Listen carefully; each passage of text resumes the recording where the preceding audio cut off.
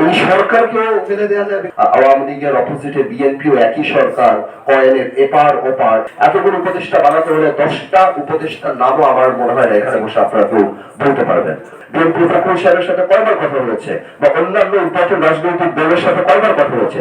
আমার মনে হয় আজ এই ক্রাইসিসের অনুষ্ঠানটা ইনফর্মাল করা উচিত ছিল। এটা খুব ফর্মাল করে আমরা ফ্যাসিস্ট রেজিম যেটা স্টাবলিশ করার চেষ্টা করছে সেটাকেই আমরা এন্ডোর্স করলাম। তো আমার মনে হয় এই ধরনের একটা ক্রাইসিস যে আছে এটা অস্বীকার করার কিছু না।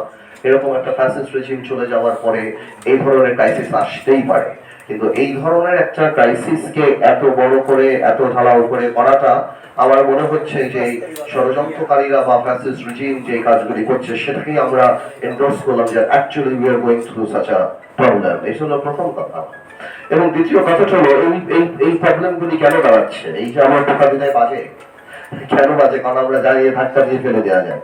এই সরকারকেও ফেলে দেওয়া যায় বিকজ এই সরকারের ওই ফুটিং নাই। এবং আনফরচুনেটলি আপনারা যখন সংবাদ মাধ্যমের মালিক থেকে আরম্ভ করে উইথ ডিউ রেসপেক্ট আমি সবাইকে বলছি, প্রথমেই একটা অ্যাটিটিউড আমরা লক্ষ্য করতে পেরেছিলাম যখন এই সরকার এসেছিল, এই সরকার থাকা দরকার, আওয়ামী লীগের অপোজিটে বিএনপিও একই সরকার, কয়েনের এপার ওপার, এই কথাগুলি আমাদেরকে অনেক ব্যথিত করেছিল সেই সময়।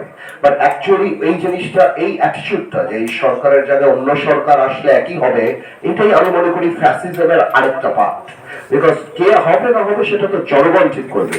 এই কারণে যে আপনাদের সাথে বা আমাদের সাথে সরকারের সাথে প্রাথমিকভাবে যে একটা গ্যাপ সৃষ্টি হয়েছিল, এই গ্যাপের মধ্যেই কিন্তু অনেক কিছু ক্যাপিটালাইজ করার চেষ্টা করেছিল।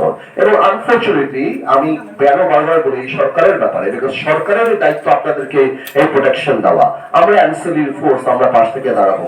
আমরা এই যে এত বড় দেখলাম প্রথম থেকে সরকারকে আমরা বলি জনসম্পৃক্ত সরকার করার চেষ্টা করেন।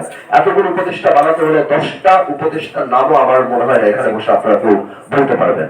জনগণের সাথে স্পার্ক, ওই কানেক্টিভিটি এই সরকার করতে ব্যর্থ হচ্ছে।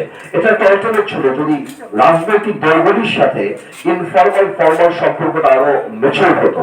আমি শ্রদ্ধার সাথে, আমি সম্মানের সাথে জানতে চাই যে এই যে এত বড় একটা রিক্সা, ব্যাটারি চালিত রিক্সা আন্দোলন হলো, কয়বার এই সরকার BNP being the biggest political party, আমরা তো অন্যান্য রাজনৈতিক দল, বিএনপি যা 70-80 লক্ষ বা কিংবা তার চেয়ে বেশি যার কর্মী বাহিনী আছে, কয়বার তাদেরকে অ্যাপ্রোচ করেছে যে ভাই এই সলভ দিস প্রবলেম, আমাদেরকে হেল্প করেন।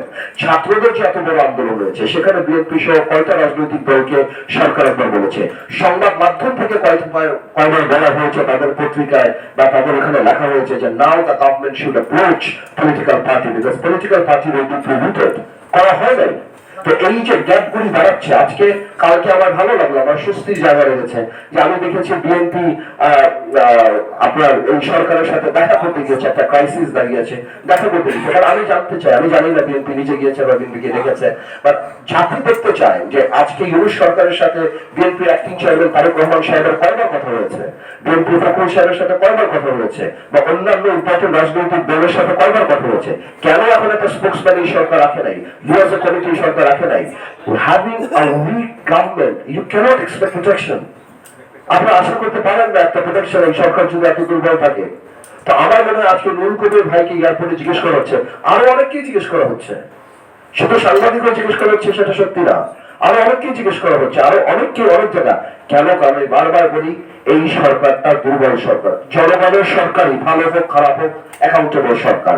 এবং আপনারা যদি সত্যি প্রোটেকশন চান তাহলে আপনাদের ওই ক্যাম্পেইনটা স্টার্ট করতে হবে এই সরকারের সাথে, যে যত তাড়াতাড়ি সম্ভব নির্বাচন দিয়ে জনগণের হাতে আপনারা ক্ষমতাটা দিয়ে দেন। আমার কথা শুনে হয়তো আপনারা অনেক মনে হচ্ছে বাথরুমের পলিটিক্যাল স্টেটমেন্ট দিচ্ছে, বাট এটাই সলিউশন। খারাপ হোক ভালো হোক যেটাই হোক, পলিটিশিয়ানস আর অনলি সলিউশন, যে আমরাই আপনাদের পক্ষে দাঁড়াতে পারবো। কিন্তু এত দুর্বল সরকারের কাছ থেকে আপনি এই ধরনের প্রোটেকশন যেতে পারবেন না।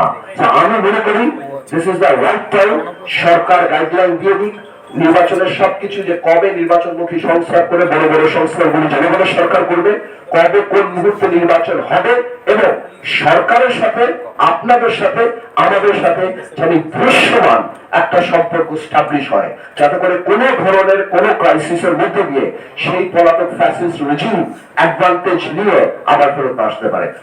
সংবাদ, ফিচার ও অনুষ্ঠানের জন্য ভিজিট করুন সংবাদ প্রকাশের ওয়েবসাইট এবং যুক্ত থাকুন ফেসবুক পেজ ও ইউটিউব চ্যানেলের সঙ্গে।